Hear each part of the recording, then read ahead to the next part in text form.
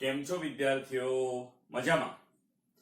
Last વિડીયોમાં જણાવ્યા પ્રમાણે આપણે આ વખતે સ્વાધ્યાય 1.3 ના બે વિશિષ્ટ દાખલા જોવાના છીએ અને પછી પ્રકરણમાં આગળ વધીશું. તો શરૂ કરીએ.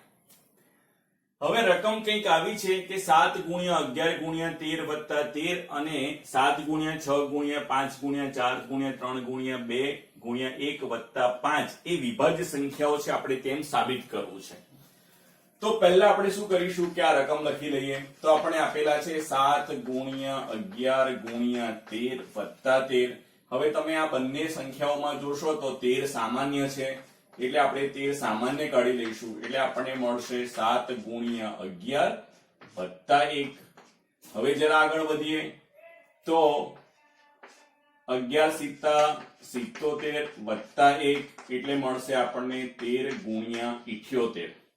હવે આપણે 13 અને 78 નો ગુણાકાર પણ કરી લઈએ તો આવું થશે કે 78 × 13 8 તરી 24 નો ચોગડો વધી પડી 2, 21 ને 8 29 ને 2 31 નો એકડો વધી પડી 3, 7 × 7 ને 3 10 એટલે કે 1014. મતલબ કે આપણને 1014 એ આ બે સંખ્યાનો ગુણાકાર મળે છે. હવે આપણે સૌ જાણીએ છીએ કે કોઈ પણ સંખ્યાના મૂળ સંખ્યા અને એક સિવાય બીજા વધારાના અવયવ મળે તો જે તે સંખ્યા કેવી બનશે? વિભાજ્ય બનશે. અને આપણે અહીંયા જોઈએ છીએ કે 13 અને 78 એ 1014 ના અવયવો છે અને માટે 1014 ના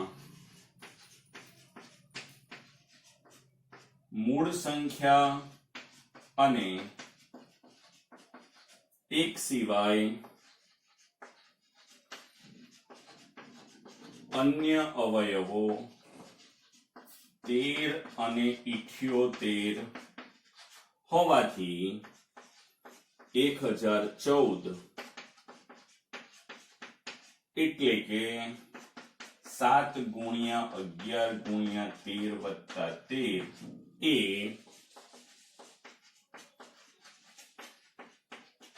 વિભાજ્ય સંખ્યા છે. તો આપણી પહેલી સંખ્યા વિભાજ્ય સાબિત થઈ ગઈ. હવે જરા બીજી સંખ્યાની વાત કરીએ.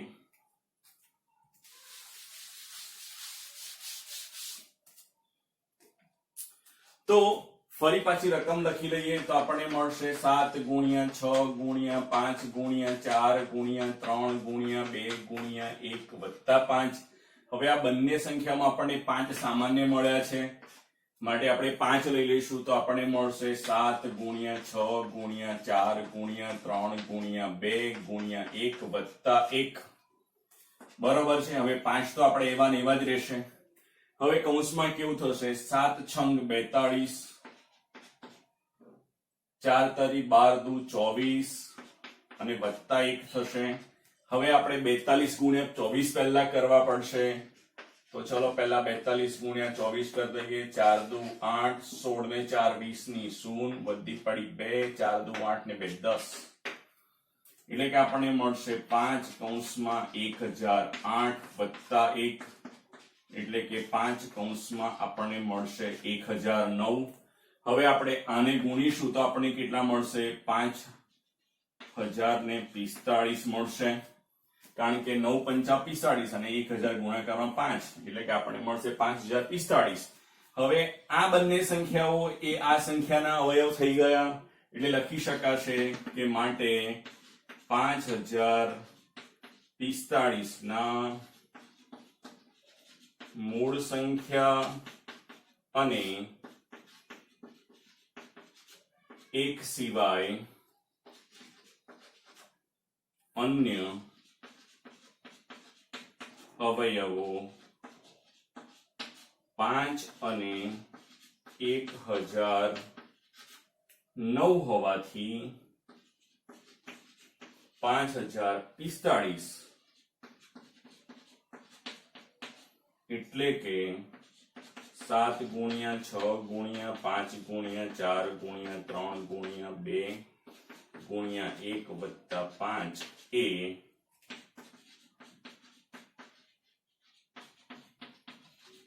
વિભાજ્ય સંખ્યા છે.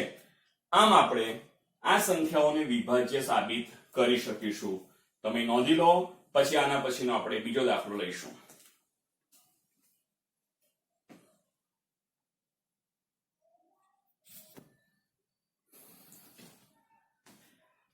ચાલો ત્યારે તમારા પાઠ્યપુસ્તકના સ્વાધ્યાય 1.3 નો છેલ્લો દાખલો જરા રકમ વાંચી લઈએ. એક રમતના મેદાનમાં વર્તુળાકાર માર્ગ છે. સોનિયાને તેનું એક પરિભ્રમણ પૂર્ણ કરતા 18 મિનિટ લાગે છે. જરા લખતા જઈએ. તો સોનિયાને 18 મિનિટનો સમય લાગે છે, જ્યારે રવિને તેનું એક પરિભ્રમણ પૂરું કરતા 12 મિનિટ લાગે છે. તે પણ નોંધી લઈએ. તો રવિને એક પરિભ્રમણ પૂરું કરવા માટે 12 મિનિટનો સમય લાગે છે. ધારો કે બંને એક જ સમયે એક જ બિંદુએથી એક જ દિશામાં પરિભ્રમણ કરવાનું શરૂ કરે તો કેટલી મિનિટ બાદ બંને ફરી પ્રારંભ બિંદુ પર ભેગા થાય? ચલો ત્યારે હવે જરા પ્રેક્ટિકલી સમજીએ. માની લો કે આ તમારું વર્તુળાકાર પરિપથ છે. હવે આ વર્તુળાકાર માર્ગ ઉપર અહીંયાથી માનો કે સોનિયા એ પરિભ્રમણ કરવાનું શરૂ કરશે અને સાથે રવિ પણ ત્યાંથી જ શરૂ કરે છે. હવે સોનિયાને આ એક પરિભ્રમણ પૂરું કરવા માટે 18 મિનિટનો સમય લાગે છે, જ્યારે રવિને તે જ પરિભ્રમણ પૂરું કરવા માટે 12 મિનિટનો સમય લાગે છે. એનો મતલબ એવો થયો કે રવિની ઝડપ વધારે છે અને સોનિયાની ઝડપ કેવી છે? ઓછી છે.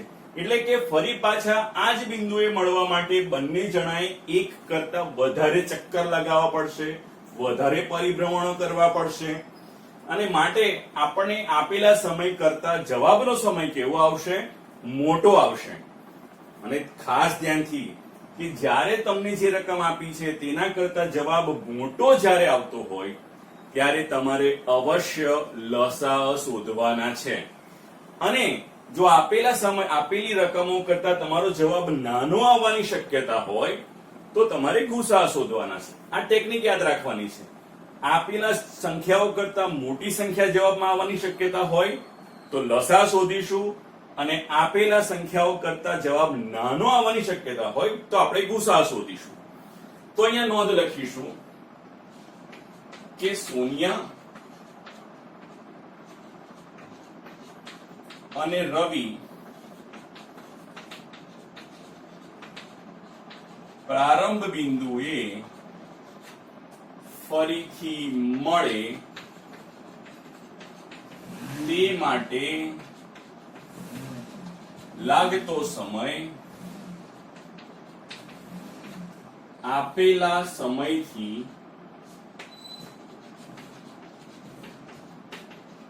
વધારે મળશે અને માટે 18 અને 12 નો લસાઅ મેળવવો પડે. હવે આપણે 18 અને 12 નો લસાઅ મેળવવા માંગીએ છીએ. આપણે વાપરીશું યુક્લિડની રીત. તો લખીશું કે અહીં 12 નાના છે 18 કરતા, બરાબર ને? એટલે કે આપણે 18 ને 12 વડે ભાગવા જોઈએ. હવે આ રકમ બહુ જ નાની છે એટલે આપણે મૌખિક ગુણાકાર કરીશું, આપણે સાઈડમાં જવાના નથી. તો માટે શું લખી શકાય? 18 બરાબર 12 એકા 12.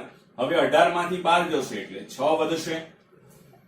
હવે આપણે યાદ કરો કે આપણે જેને ભાગ્યા હતા આપણે તેને ફરી ભાગવાના છે. તો માટે આપણે આવું મળશે 12 બરાબર 6 ગુણ્યા 2 વત્તા 0. એનો મતલબ કે શૂન્યેતર શેષ કેટલી છે? 6 છે. અને માટે શૂન્યેતર શેષ 6 હોવાથી ગુસાઅ 18 12 બરાબર 6. હવે આપણે આની પહેલાના વિડીયોમાં આપણે યુક્લિડનું સૂત્ર વાપર્યું હતું લસાઅ મેળવવા માટે. તો માટે સૂત્ર લખી નાખીએ. સૂત્ર કંઈક આવું હતું કે ગુસાઅ AB ગુણ્યા લસા એ બી બરાબર a ગુણ્યા b અને માટે લસા એ બી બરાબર a ગુણ્યા b ના છેદમાં ગુસા એ બી. હવે લસા એ બી આપણે જોઈએ છે એટલે કે આપણે જોઈશે શું લસા 18 12 બરાબર 18 ગુણ્યા 12 છેદમાં ગુસા 18 12. હવે 18 ગુણ્યા 12 તો એવા જ રહેશે અને આપણો ગુસા કેટલો મળ્યો છે 6 જે આપણે લખી દઈશું. હવે 6 દુ 12 એટલે કે આપણને મળશે 18 દુ 36 એટલે કે લસા 18 12 બરાબર કેટલા મળશે 36. એનો મતલબ થયો કે સોનિયા અને રવિ ફરી પાછા પ્રારંભ બિંદુએ 36 મિનિટ પછી મળશે. હવે આગળ ખાસ નોંધવા જેવી બાબત તમે નોંધો કે પ્રત્યેક કોઈ પણ બે સંખ્યાનો ગુસા એટલે કે અહીંયા આપણે જોઈએ 18 અને 12 નો ગુસા કેટલો છે 6 એ લસાઅનો પણ એક અવયવ છે. ખાસ નોંધવા જેવી બાબત આ છે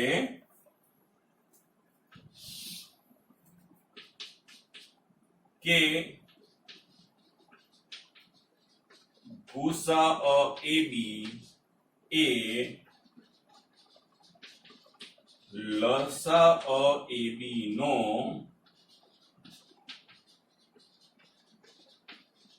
એક અવયવ છે.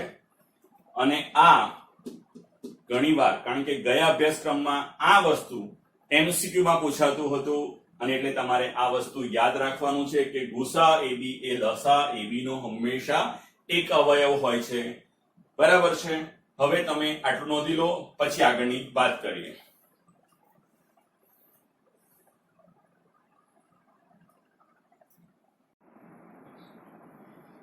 ચાલો ત્યારે હવે આપણે 336 અને 54 ના ગુસા અને લસા મેળવવાના છે પણ યુક્લિડની રીતે નહીં, બીજી બે વિશિષ્ટ રીતે. એક તમે જાણો છો અને એક આપણે નવી રીત જાણવાના છે. તો ચાલો શરૂ કરીએ. તો સૌપ્રથમ આપણે પહેલી રીત જે વાપરવાના છે તે છે અવિભાજ્ય અવયવની રીત.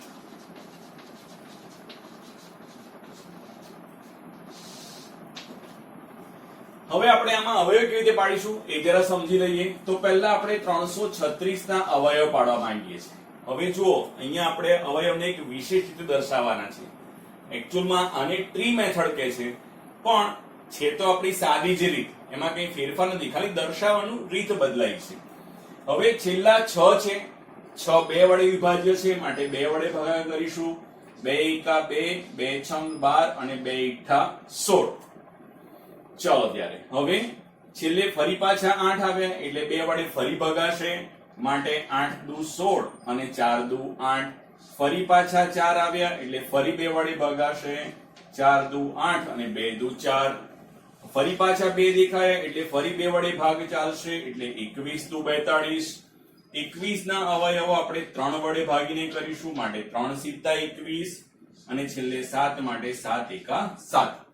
એટલે આપણે જે જૂની પદ્ધતિ હતી એને આપણે થોડું જરા અલગ રીતે દર્શાવ્યું છે, બીજું કઈ નવું કર્યું નથી.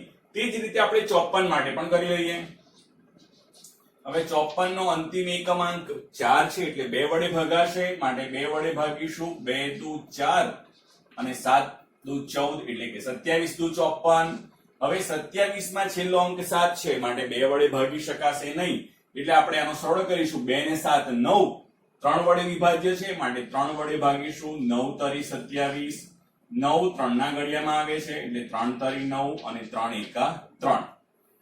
તો ચલો લખી નાખીએ પહેલા 336 માટે 336 બરાબર શું લખાય 2 ગુણ્યા 2 ગુણ્યા 2 ગુણ્યા 2 ગુણ્યા 3 ગુણ્યા 7 એટલે કે 2 ગુણ્યા 2 ગુણ્યા 2 ગુણ્યા 2 ગુણ્યા 3 અને ગુણ્યા 7. તે જ રીતે 54 બરાબર શું લખાશે 54 બરાબર લખાશે 2 ગુણ્યા 3 ગુણ્યા 3 ગુણ્યા 3. માટે આપણને પહેલો ગુસા 336 54 કેવી રીતે મળશે? હવે આપણે જાણીએ છીએ કે બંનેમાં 2 સામાન્ય છે અને 3 એકવાર સામાન્ય છે, માટે આપણે લખીશું 2 ગુણ્યા 3 બરાબર 6. હવે લસાઅની વાત કરીશું, માટે લસાઅ 336 54 બરાબર શું લખી શકાશે? હવે જુઓ, આપણી પાસે 2 અને 3 સામાન્ય છે, લખી નાખીએ છીએ પહેલા જ. એ સિવાય 2 3 વાર વધ્યા એ પણ લખી નાખીએ છીએ, 7 વધ્યા એ પણ લખી નાખીએ છીએ, અને 2 3 વાર 3 2 વાર વધ્યા તે પણ લખી નાખીએ છીએ. તો હવે શું મળશે? 3 દુ 6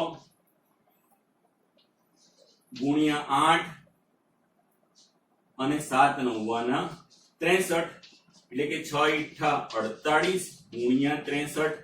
હવે આપણે જરા ગુણાકાર કરી લઈએ. 63 ગુણ્યા 48, 8 તરી 24 નો ચોગડો વધી પડી 2, 8 છંગ 48, 48 ને 12 60 ને 2 62 નો બગડો વધી પડી 6, 6 ચોક 24, 24 ને 6 30, 3024. એટલે કે આપણો અંતિમ જવાબ હશે 3024, જે આપણો લસા છે. બરાબર છે. હવે આપણે આ જ દાખલાને બીજી એક રીતે નવી રીતે સમજવાના છીએ, જે તમારા માટે ખૂબ કામનું છે. ચલો પહેલા પેલું રબ કરી દઈએ અને પછી નવી રીતે કરીએ. તો રીત નંબર બીજી છે અંકગણિતના મૂળભૂત પ્રમેયની રીત. હવે એમાં આપણે આ જ અવયવોનો ઉપયોગ કરવાના છે, પણ જરા વિશિષ્ટ રીતે દર્શાવીશું. તો 336 કેવી રીતે દર્શાવી શકાય? માટે 336 બરાબર 2 4 વાર આવે છે, એટલે આપણે 2 ની 4 ઘાત લખીશું, ગુણ્યા 3 અને ગુણ્યા 7. આ થઈ ગયા 336. આપણે અહીંયા માત્ર અવયવો છૂટા લખ્યા હતા, અહીંયા આપણે એને ઘાતાંક સ્વરૂપમાં દર્શાવીશું. તે જ રીતે 54 બરાબર શું લખાશે? 2 ગુણ્યા 3 ની 3 ઘાત, કારણ કે એમાં 3 3 વાર આવે છે. તો આપણે હવે આમાંથી ગુસા અને લસા કેવી રીતે મળશે તે સમજીએ. તો પહેલા આપણે શોધીશું ગુસા 336 54. હવે કેવી રીતે મળશે? તો બંનેમાં 2 અને 3 સામાન્ય છે, પણ બંનેમાં જે સામાન્ય અવયવ દેખાય છે તેની નાનામાં નાની ઘાત પસંદ કરીશું. 336 માં 2 ની 4 ઘાત છે ને 54 માં 2 ની 1 ઘાત છે, એટલે આપણે નાની ઘાત તરીકે 2 ની 1 ઘાત પસંદ કરીશું. તે જ રીતે 336 માં 3 એક વાર છે અને 54 માં 3 વાર છે, એટલે આપણે 3 ની 1 ઘાત પસંદ કરીશું, એટલે આપણને મળશે 2 તરી 6.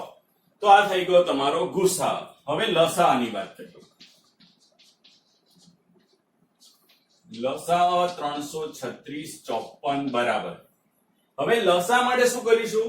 તો બંનેમાં જે સામાન્ય છે તેની મોટામાં મોટી ઘાત પસંદ કરીશું, એટલે આપણને મળશે 2 ની 4 ઘાત. તે જ રીતે 3 ની બાબતમાં 3 ની 3 ઘાત મળશે, અને બાકી વધ્યા તે તમામ અંકો આપણે લઈ લેવાના છે, એટલે કે 7 પણ મળશે. હવે આગળ 2 ની 4 ઘાત કેટલા મળશે? આપણને 16. 3 ની 3 ઘાત કેટલા મળશે? 27, અને 7 તો એવા ને એવા જ છે. હવે 16 સીધા 112 ગુણાકારમાં 27. હમણાં આપણે જોઈ જ ગયા કે બંનેનો ગુણાકાર શું મળશે આપણને? 3024. તો આ થઈ ગયો બંને સંખ્યાનો લસા.